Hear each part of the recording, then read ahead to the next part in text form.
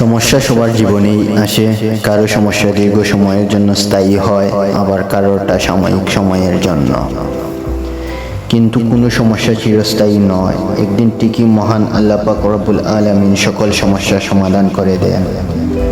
তবে সমস্যা চলাকালীন সময়ে কিছু কিছু চেহারা এতটাই পরিচিত হয় যা চিরজীবন মনে রাখার মতো। তবে থেমে তো কিছুই থাকে না, শুধু মনের মধ্যে কিছু মানুষের কথা আর ব্যবহার চিরদিনের জন্য স্থান করে নেয়, সেটা হোক ভালো অথবা মন্দ। তবে এই পৃথিবীতে কেউই আপনার দুশ্মন নয় ততদিন পর্যন্ত যতদিন আপনার সময় ভালো। কিন্তু যেই মুহূর্তে মানুষজন আপনার খারাপ পরিস্থিতি সম্পর্কে জানতে পারবে, ঠিক সেই মুহূর্ত থেকে আপনার দুশ্মনের সংখ্যা বৃদ্ধি পেতে থাকবে। আর এটাই বর্তমান সমাজের পরিস্থিতি। কিন্তু এটা মনে রাখুন আর মহান আল্লাহ পাক রব্বুল আলামিনের উপর বিশ্বাস রাখুন।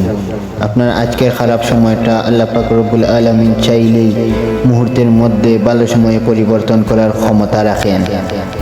তাই কারো নিকট নয়, বরং আল্লাহর উপর ভরসা করুন। আল্লাহ ঠিকই ভালো কিছু দান করবেন ইনশাআল্লাহ।